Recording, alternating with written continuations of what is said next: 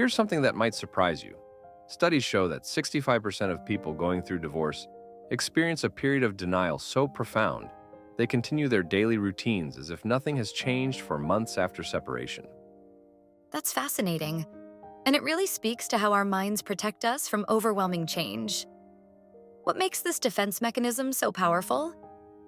Well, it's actually a sophisticated survival tool our brains developed over millennia. Think of denial like an emotional circuit breaker. When the current of reality gets too strong, it automatically trips to prevent system overload. The way you describe that makes so much sense.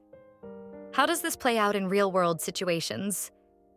I've seen cases where people maintain their ex's side of the closet untouched for months, continue buying their favorite foods, even keep their morning routine exactly the same, making 2 cups of coffee instead of 1. Those small, everyday habits must be particularly challenging to break. Exactly right. And here's what's really interesting. Research shows that these automatic behaviors can persist for up to 18 months after separation, even when people consciously know the relationship is over. That's much longer than most people would expect. What about the role of social media in all this? Oh man, social media has completely transformed the denial landscape.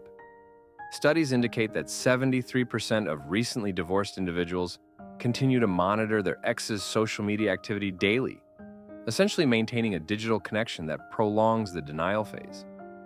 The virtual world really has created new challenges for processing separation, hasn't it? Without a doubt. And here's something that might blow your mind.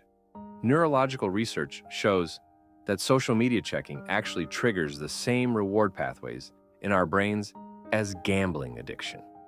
It's like people are literally getting hooked on hope. Those brain chemistry findings really put things in perspective. What are some effective ways to break through these patterns? Well, recent studies point to something called micro-transitions, small intentional changes that help rewire those ingrained habits. Something as simple as sleeping on the other side of the bed can trigger new neural pathways. That's such a practical approach to making change more manageable. And what's fascinating is that these micro-transitions have shown a 40% higher success rate in moving people through denial compared to traditional cold turkey approaches to change. Let's talk about the warning signs that denial might be becoming problematic. Research identifies 3 key red flags: maintaining shared financial accounts beyond 6 months post-separation, refusing to tell close family members after 3 months, and continuing to wear wedding rings past the 1-year mark. Those benchmarks provide really helpful context for people to gauge their own progress. And here's what's particularly interesting. Studies show that people who acknowledge these warning signs and seek support within the first year have a 65% faster emotional recovery rate. Those statistics really highlight the importance of early intervention. Absolutely right.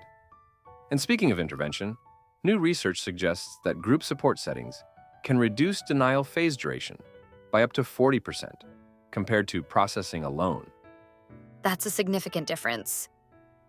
What makes group support so effective? It comes down to something called mirror neurons.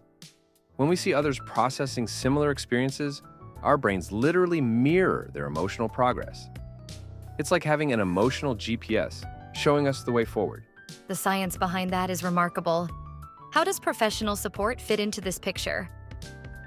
Recent data shows that individuals who combine peer support with professional guidance move through denial twice as fast as those who rely solely on friends and family. It's about having both emotional support and structured guidance.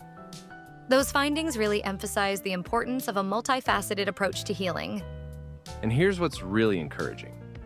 Studies tracking 5-year outcomes show that people who fully process their denial phase are 80% more likely to form healthy new relationships down the line. That long-term perspective is so valuable for people in the thick of it right now. You know what else is fascinating?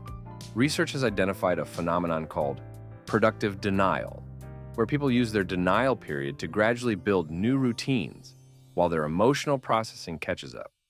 That's such an interesting reframe of what many see as purely negative. And it works. Studies show that individuals who approach denial this way report 50% less anxiety during their transition period and significantly better outcomes in their next relationships. Looking ahead, what should people watch for as signs they're ready to move forward?